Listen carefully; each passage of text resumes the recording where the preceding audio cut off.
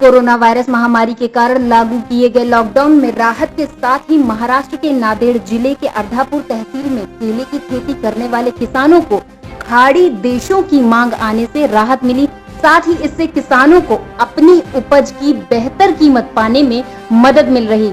राज्य में कृषि विभाग के एक अधिकारी ने बताया कि केला और दूसरी फसलों के निर्यात के लिए विभाग किसानों का मार्गदर्शन कर रहा। मुंबई से करीब 570 किलोमीटर दूर स्थित अर्धापुर और नांदेड़ के दूसरे हिस्सों में पानी की उपलब्धता के कारण केले की खेती ज्यादा मात्रा में की जाती है।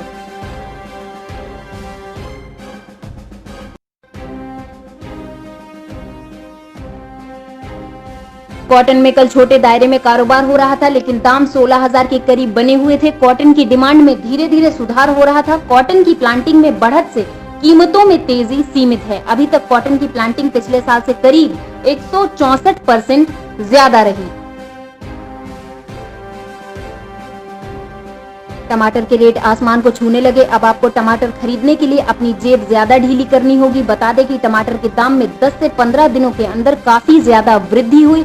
15 से 20 रुपए किलो बिकने वाले टमाटर अब इन दिनों 60 से 80 रुपए में 1 किलो मिल रहा। बीते 2 हफ्तों में टमाटर 3 गुना महंगे हुए।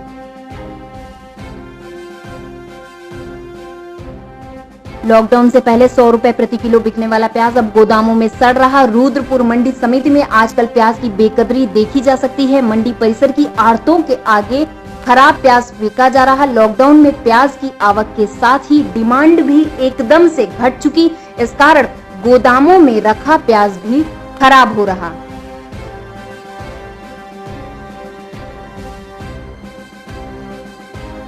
पखवाड़े भर के भीतर प्याज का थोक बाजार फिर से ढलान पर आ गया। आड़ती निर्यात पर रोक को इसका असल कारण बता रहे। आलम यह है कि मंडी में प्याज की आढ़त भरी पड़ी है, कारोबारी परेशान है। प्याज की बिक्री कम होने से थोक और फुटकर बाजार गिर गया।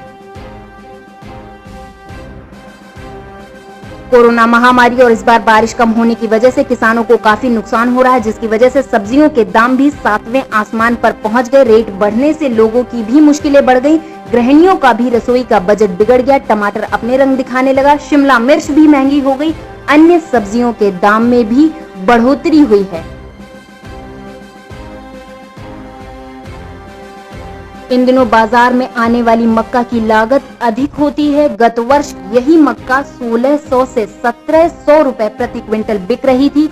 इस बार 1100 से 1160 रुपए प्रति क्विंटल के भाव से बिक रही, जिससे लागत तक नहीं निकल पाना मुश्किल हो रहा। डीजल का मूल्य आसमान छू रहा। किसान अभी भी फसलों की सिंचाई के लिए पंपिंग सेट पर ही निर्भर है। मक्का की उपज निराई व खाद पर भी निर्भर है। इस बार भाव की नरमी से किसान चिंतित हैं।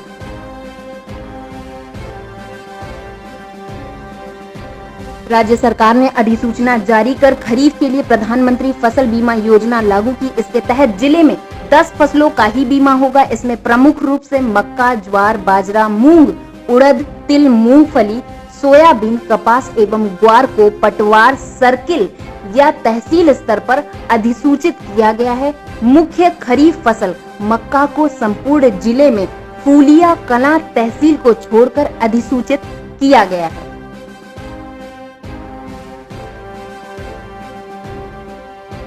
सोनभद्र जिले में इस बार रबी की फसल बेमौसम बारिश व ओलावृष्टि से काफी नुकसान हो गई। इससे किसानों को काफी नुकसान उठाना पड़ा था। ग्राम पंचायत में क्रॉप कटिंग के आधार पर 5,742 किसानों के नुकसान का आकलन बीमा कंपनी की तरफ से किया गया। इतने किसानों को 4,98,68,693 करोड़ फसल बीमा क्लेम जल्द उनके खाते में भेजा जाएगा। बारिश के साथ ही क्षेत्र के किसान धान की रोपाई में जुट गए। अगले 1 सप्ताह तक जिले में 10,000 हेक्टेयर भूमि पर धान की रोपाई होने का अनुमान है।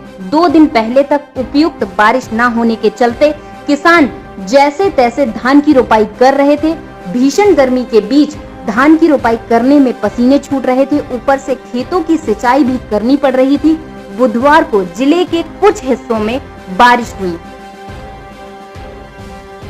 गोहांड में बारिश न होने से खरीफ फसल की बुआई में देरी होने से किसानों में बेचैनी है। किसानों के सामने कोई दूसरा रास्ता नजर नहीं आ रहा। किसानों का कहना है कि उनकी तैयारी पूरी है, बस बारिश का इंतजार है। खरीफ की फसलों में उड़द, तिल, मूंग आदि की बुआई क्षेत्र में बड़े पैमाने पर की जाती है, लेकिन अभी तक करीब पूरे विकास खंड में बूंदाबांदी के अलावा बुआई लायक बारिश नहीं हुई, खेत सूखे पड़े हैं।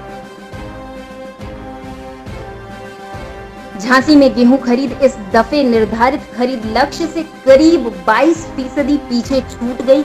झांसी जनपद में इस बार कुल 73,793.31 मैट्रिक टन खरीद हो सकी, जबकि शासन ने 94,000 मैट्रिक टन लक्ष्य तय किया था। आंकड़ों के लिहाज से इस दफे पिछली बार से भी कम गेहूं खरीदा जा सका।